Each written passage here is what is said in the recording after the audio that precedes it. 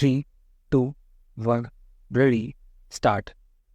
It is contrary to all rules of construction to read words into an act unless it is absolutely necessary to do so. Stop.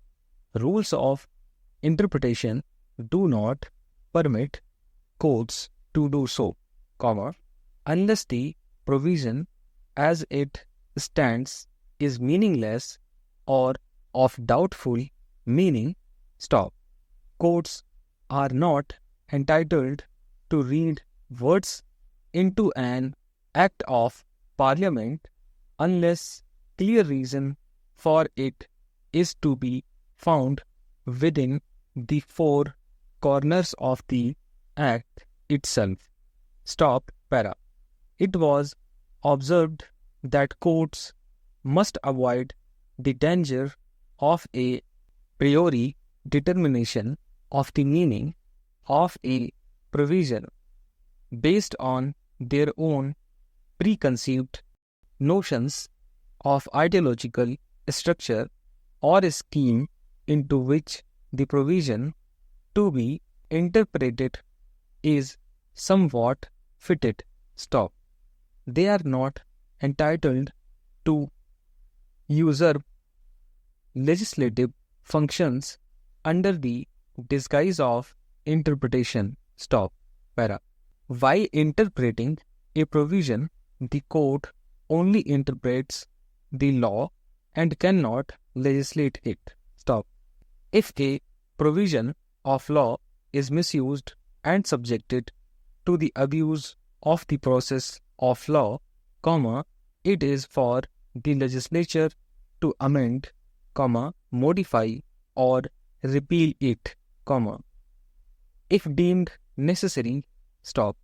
Bracket C. CST versus Popular Trading Company. Bracket close. The legislative casus omissus cannot be supplied by judicial interpretive process. Stop. Two principles of construction, one relating to casus omissus and the other in regard to reading the statute as a whole, appear to be well settled. Stop. Under the first principle, a casus omissus cannot be supplied by the court except in the case of clear necessity and when reason for it is found in the four corners of the statute itself.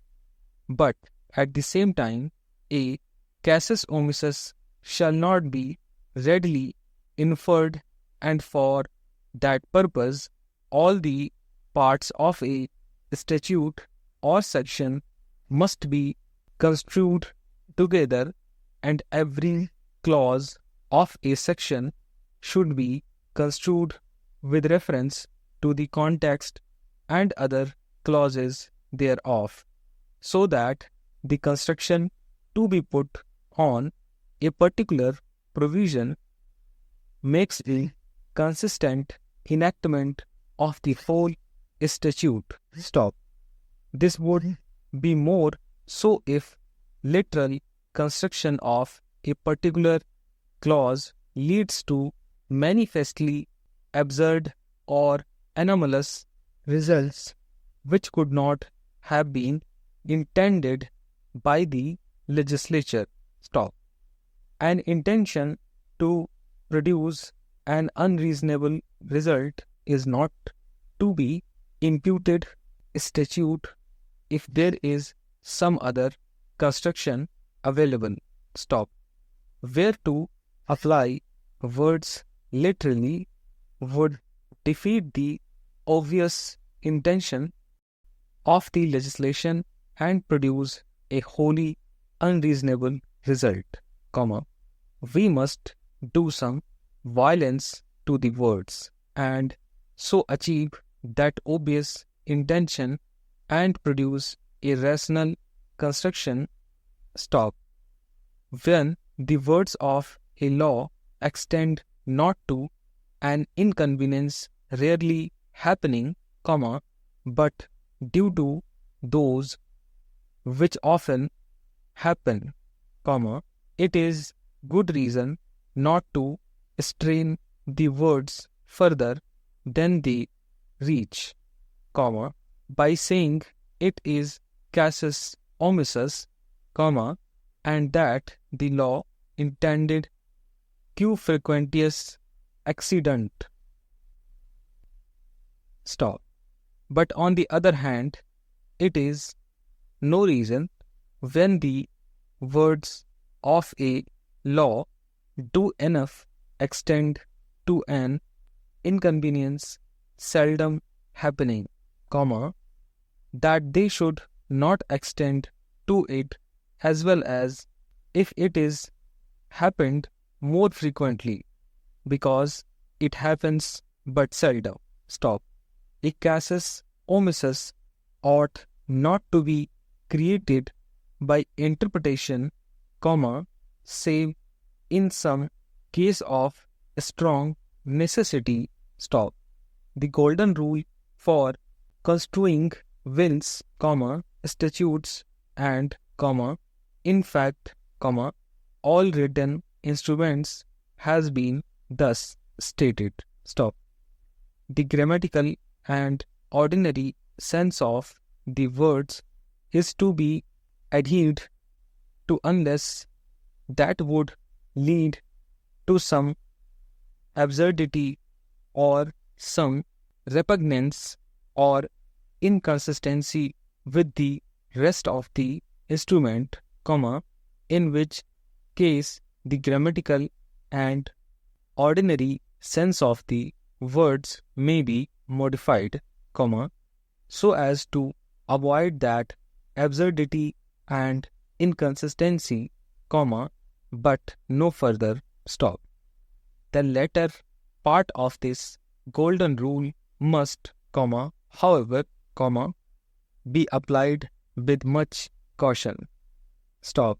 The precise words used are plain and unambiguous, in our judgment, we are bound to construe them in their ordinary sense, even though it do lead, in our view of the case, to an absurdity or manifest injustice. Stop. Words may be modified or varied, where their import is doubtful or obscure. Stop. But we assume the functions of legislators when we depart from the ordinary meaning of the precise words used, merely because we see, or fancy we see, an absurdity or manifest justice from an adherence to their literal meaning. Stop.